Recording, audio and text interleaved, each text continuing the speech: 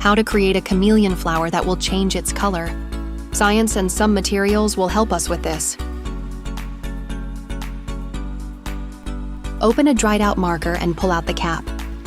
Insert a toothpick between the cartridge and the body wall so it doesn't fall out. Take filter paper. It conducts water perfectly. Fold 2 circles of different sizes several times and cut out any petal shape. Unfold the flower and make a small hole in the center. Cut 2 circles from green cardboard, one large enough to completely cover the glass, and another smaller than the diameter of our petals. Then assemble the flower by threading all the pieces onto the marker. The top cardboard circle will keep the wet petals from losing their shape.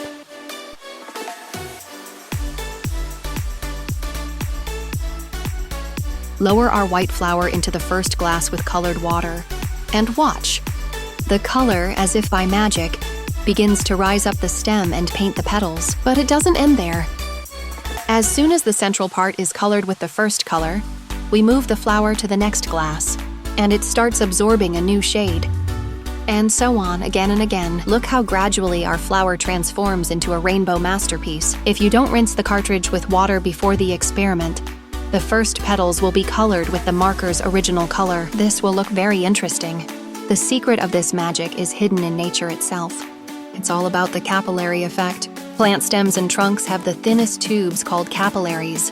Due to surface tension forces, water rises up them on its own to tremendous heights, nourishing every leaf, flower, and fruit.